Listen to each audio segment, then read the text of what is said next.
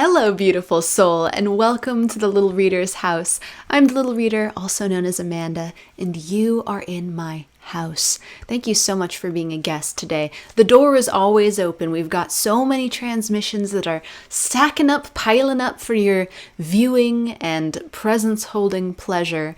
But if you just found this somehow through the algorithm or magic or a kind friend, then I need you to know that when this door opens and these transmissions begin, you are welcome here. Every part of you. In addition to your incredible presence, we also have today this raw emerald, which is stunning. I don't know if you can see it. Oh, yes. There it is in all its raw emerald glory. Emerald is a fascinating crystal to me. I also wear an emerald on this finger here, and you may have seen that pop up in quite a few transmissions. It is a resident of the hand, but it's always nice to see a stone, even if you see it frequently in another place, to see it in another form. It's kind of good for blowing the mind. Anyway, thanks for going on that journey with me.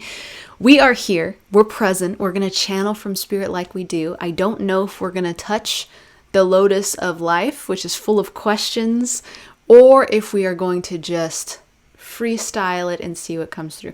Let's take a moment to get present and find out. And please feel free to get present with me. I'm going to close my eyes and breathe. I invite you to do the same. It can be very invigorating.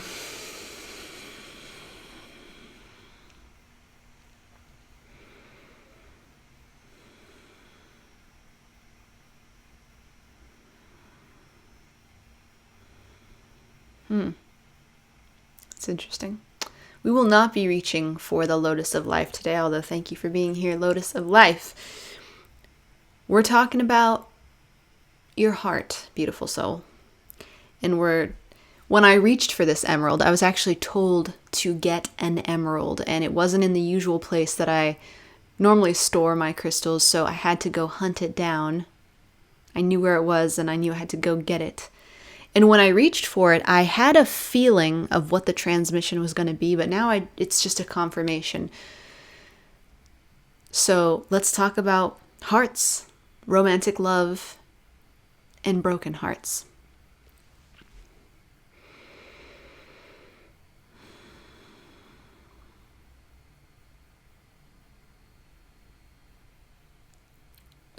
This song, when I grabbed the crystal, came to me. What is love? Baby, don't hurt me. Don't hurt me no more.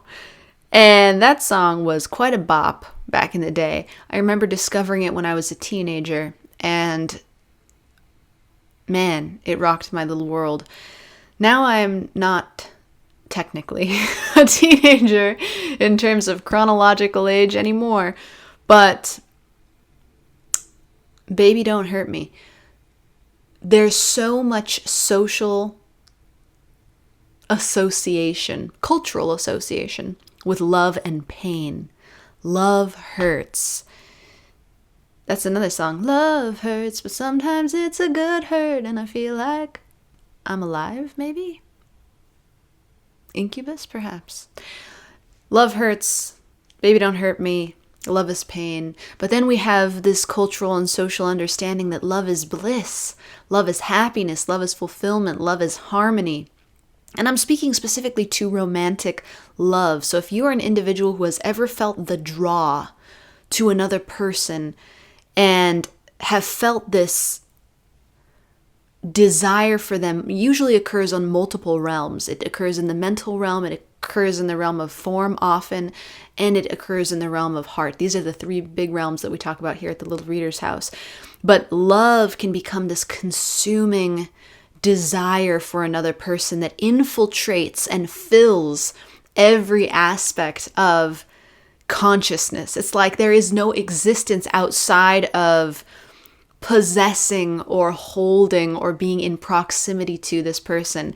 And even if it's not that much of a desire where we want to possess them, we want to take them, have them, it could just be the desire to be in their presence, to bask in their aura, to bask in their glow. And spirit loves love. That's the first thing that is coming through right now. Romantic love included. In that it expands consciousness. Romantic love can be one of the greatest catalysts for individuals to take either the glory of the experience of the romantic love or the grief of the heartbreak that so often follows that romantic love, even if it's just the crumbling of the illusion of what we thought we were feeling or experiencing. We may still remain with that person, but a year, 2 or 3 or 4 or 5 in, it may not feel like such a high. There may be a disillusionment, and that is also a huge catalyst for the expansion of consciousness. So spirit loves romantic love, and not just for those reasons. Romantic love can be filled with passion. It can be filled with life force energy. It can lead to an integration of mind, form, and heart, because for a moment, just one moment in our chaotic existence, every realm is getting on the same page. Every realm is communicating with another like, you feel this? Yeah, I feel this. The body says to the mind, you're feeling what I'm feeling? The mind's like, yeah, I'm feeling what you're feeling. They look at the heart, the realm of heart. They're like, you're picking up what I'm putting down? You're feeling this? And the realm of heart's like, yes, I feel it too. And everything's united, and that unity is something that is so rare. Things that cause an individual with this access to many realms to get all the realms on board on something, to invigorate with passion and love and clarity. That's another reason that spirit loves love. Romantic love has this effect. It can have this effect. And this is not something that I would say ever, but spirit is asking me to convey that on a spectrum, even the infatuation, even the obsession, even what an individual with a psychology degree like myself would deem a red flag or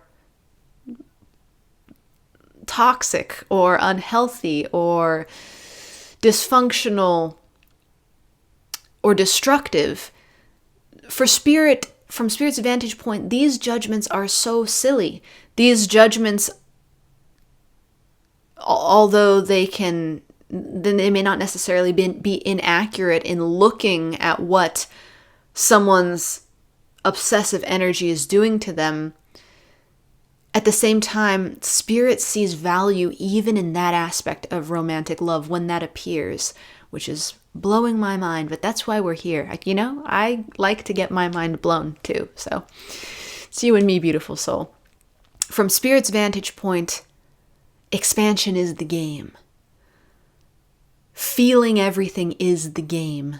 Getting your heart shattered into a million pieces, losing the desire to eat, the grief of heartbreak is the game. It is something that spirit wants to experience. And what spirit is coming through to say is not to throw away romantic love, not try to wiggle your way out of an obsession or an infatuation or distract yourself or pretend it's not happening, not to jump into denial or numb yourself with substances or ritual or routine, habit, discipline, work, and just be like, la, la, la, I don't feel this, I don't feel this, I don't feel this. Spirit's request for the collective today when it comes to understanding the game of romantic love from spirit's eyes is to just feel it all. Feel it all. Let yourself feel it all. If you find yourself anywhere from in romantic love to in heartbreak and loneliness, or somewhere in the middle with disillusioned infatuation, or you're at that stage where you're with a person and now it's nothing but trouble. That's what the mind's judging it as. Like, well, this went from good to bad to worse. How do we get out of here? Wherever you are, when it comes to romantic love, spirit is saying, for me, beloved, your greatest lover of all, spirit, who actually is you and you are it. But more on that in past transmissions. Feel it all. Please feel it all. Because when you sit, if you are physically capable of sitting, if not when you lay, or stand, or hover, with an emotion. And we've got a recent transmission that includes a meditation to do this very thing. It's called The Power of Sitting with Your Emotion. Hop back and you'll see it. When we sit with the truth, which is whatever emotion is bubbling up, rising up in the heart center in the very moment that it arises, we set ourselves free. I think I read that somewhere once. The truth shall set you free. It doesn't just set the form free, the mind free, the patterning that runs within us free. It sets your awareness free. That which truly is you bursts out of the heart center. The truth shall set you free. The truth of your emotion, the truth of what is going on in this inner world. We can try to numb it. We can try to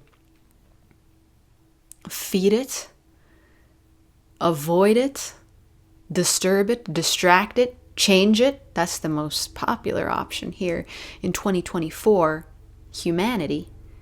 Like, let's just change it.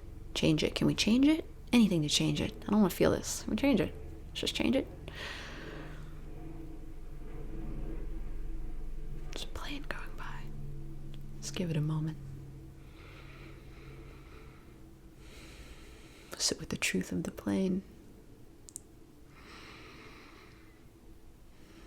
If we can sit with the truth of the emotion that's rising up within us,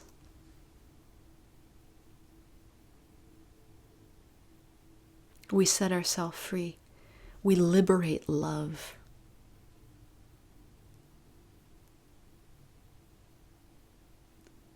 According to Spirit, romantic love is like a rainbow.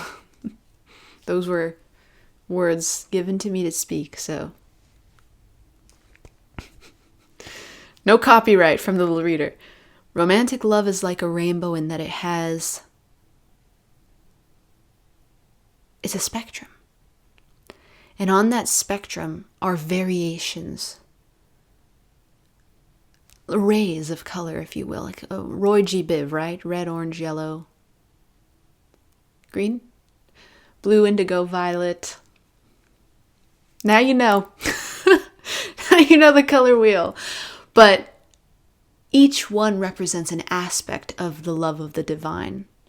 So you've probably heard this before. I know I have intellectually heard, like, eros is a type of erotic, sexual love. It's lust.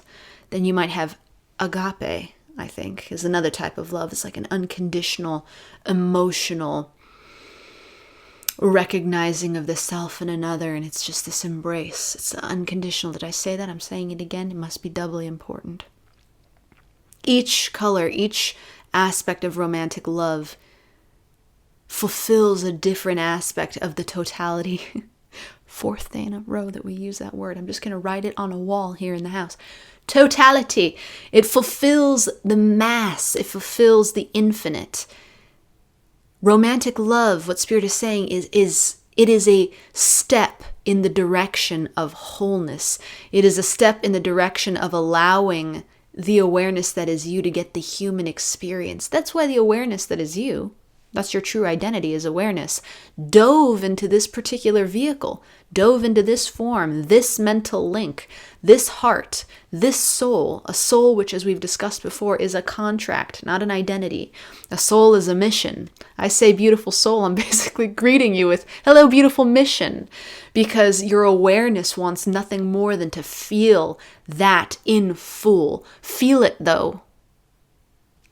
That's the key, to feel it. So if you're in love with someone, if you're enamored with them, don't shut that down. Open it up. This doesn't mean drive yourself into action and get a restraining order. That was a little reader footnote there.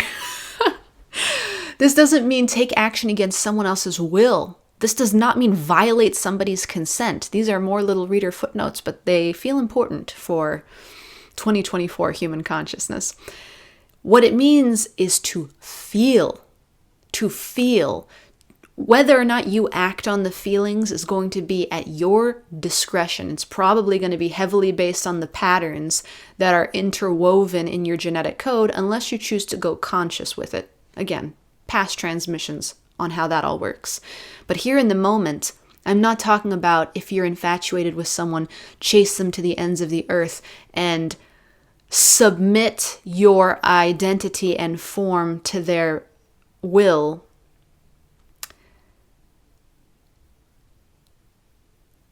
Sit. Get still. Get quiet.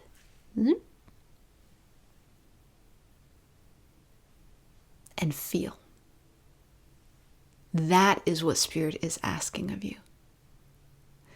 Wherever you fall on the romantic love experience, in love, infatuated, in agony, frustrated, in conflict, alone, heartbroken, grieving, unrequited. Drop some more words down below. They're all welcome here. Everything's welcome in the house. Wherever you fall, feel it. Run toward it internally. Shine the light of you as awareness, you as consciousness, on the sensation, on the feeling, on the presence of whatever it is that is coming through, because this is where the healing occurs, to be with it. This is where the pattern changing occurs, particularly if you find yourself in a series of dysfunctional romantic situations. Dysfunction, again, is a judgment of the mind. But if it is something you're not comfortable with, if you don't like repeating the pattern, if you identify it and go, I think I'm ready for a new one, get conscious with the feelings that you feel. Get conscious with them. Get real. We're just rhyming with eel. Feel real. Hone in and be with the truth, because that truth will set you free. Another thing that's coming through right now, and I've been wondering intellectually when it was going to pop up, because I was getting some cues last year. I can't remember when we made a video on this, but you'll find it down below. The soulmate twin flame dynamic in the tarot community dominates the mental realm. There's a lot of infatuation there, and it makes sense. We have strong yin energy. Yin is associated with the subconscious, the unconscious. Yin has a very particular way of loving that easily falls into infatuation and obsession. So here in the house, there was a video released about why your twin flame won't ground. There was another one about the winter of your romantic life. It was, these topics were, the collective was just deep. And at that time, a message came through that came up a little bit in some of those videos, and is now I guess the prophecy is being fulfilled. Let me put this down, because I got to use both hands for this. At the time, a transmission came through that, or a hint of a transmission. There were a large amount of people without their soulmates and without their twin flames. Like, we're talking hundreds of thousands, who, an entire generation maybe two, who are giving up on romantic love, who are finding themselves horribly frustrated, either couldn't get the match that they knew intuitively to come into third dimensional reality, or had no idea what the match was, but was feeling the vacancy of that individual. And at the time, Spirit said, collectively, human consciousness is gearing up for a lot of soulmates and romantic relationships to ground into. Grounding means come from the realm of half forms, where things begin, into the realm of form. Manifest into the third dimension. You can touch it. It's no longer just a fantasy that you're spending your evenings getting intimate with.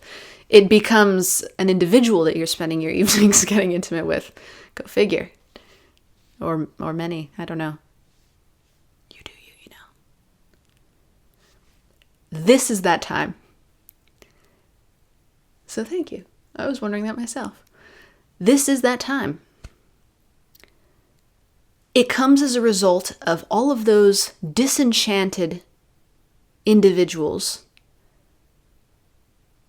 turning inward and looking at the truth, looking at the reality of the emotions that rise up within them, acknowledging them. Oh, look, there's grief here. There's pain here. There's joy here. There's happiness. There's direction. There's passion. It's here. I'm going to sit with it. I'm going to watch it. I'm going to witness it. I'm going to give it the weight of my awareness. And in doing so, a huge wave of healing effortlessly unfolds. A huge wave of miracles effortlessly unfold. Blocks and boundaries, and that things in the past paradigm we had to work through intellectually. We needed mantras and affirmations and writing and journaling, and we got to really work it out in our head, like, why am I like this? Which of my parents or caregivers, or how did I inherit this, or the pain or the childhood trauma? Human consciousness has evolved, and it's ready to just be present with, sit with the truth of whatever is rising up, the discontent, the lonely, the unfulfilled, unrequited love, whatever it is, the frustration in the romantic relationship, the angst, the worry, the fear, the questions. So someone's speaking to me right now very specifically. How do I know if this is the one? That's a thing. That's something that could rise up in a romantic relationship. I love them, but do I love them? Do I want to commit this form, these patterns? Are we compatible together? How do I know? All of it right here. And Spirit says, in doing this, it's not a doing, that's a misrepresentation, forgive me. In being with this, with absolutely zero judgment, quantification, or the need to resolve. Well, I got to change it now. Well, I just realized, there's grief in there. Help. You are the help, beautiful soul. You as the awareness, animating what you consider to be you. That light in there, that light that sits right here, center of the chest. You are the help. You're the savior. You're the second coming. Run with that one. Let the light shine. Let it shine. I'm gonna let it shine. Do that thing. Be that thing. There's no doing involved. Whoops, there I go, slipping into human lingo again. Be with your romantic impulses, desires, fears, wishes, and hopes. Be with them. We're not trying to do anything. We're not trying to create anything. The appearance of your lover, as predicted by Spirit, this is not a little, again, not putting my copyright stamp on this. The appearance of your match, if you are an individual who's searching for one, or has totally given up on that, will be a happy cherry on top as the result of finding your match. Oh, we're going to use the word again. Finding your totality right here. Right here. Now, I'm going to take a moment to insert myself and say, for $11.11 a month, you can experience a 30-day journey through the realm of heart on Patreon. Link is down below. I say this to say, it's a wonderful kickoff to getting a feel for how to do this if you have no idea. But there's also a totally free guided video called The Power of Sitting with Your Emotions. It's like 3 transmissions ago. And then if we're even going further into honesty, your awareness itself can be the perfect guide. It is the perfect guide. It supersedes all other guidance, including mine. So if you just choose to sit and get still and really push your heart into witnessing your heart, the satisfaction that awaits. I can't tell you. You just gotta go taste it. Spirit's inviting, never demanding, never trying to sell. Just a little whisper like, hey, if you want to try out something new, look in here.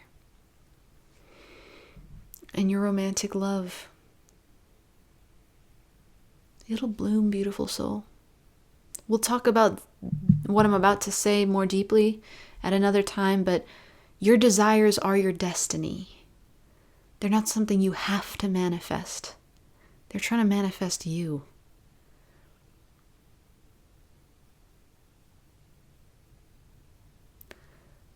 No action required, but to be with the truth of what is bubbling here for my romantics, for my lonely lovers, right here. And then let the rest unfold. That's what Spirit's giving us today. A promise. And it can be immediately fulfilled. When this video goes off, your awareness goes on.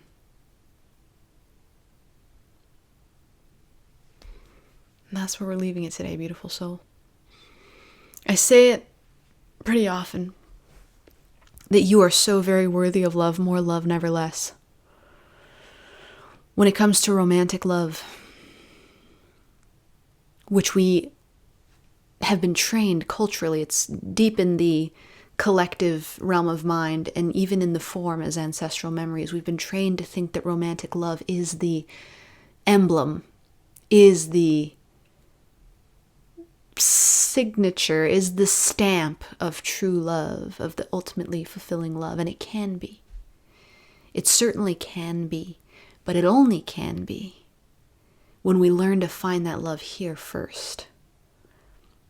Here first. Finding the love, that infinite love that encompasses every shred of love on the romantic spectrum, from eros to agape and everything in between. That's from erotic, sexual to unconditional. It's all in here. It's like a treasure chest, and you can feel it all and get it all going right here. So, you are so very worthy of love, more love, never less. Know it and find it, because you deserve it. Okay, until tomorrow, my sweet friend.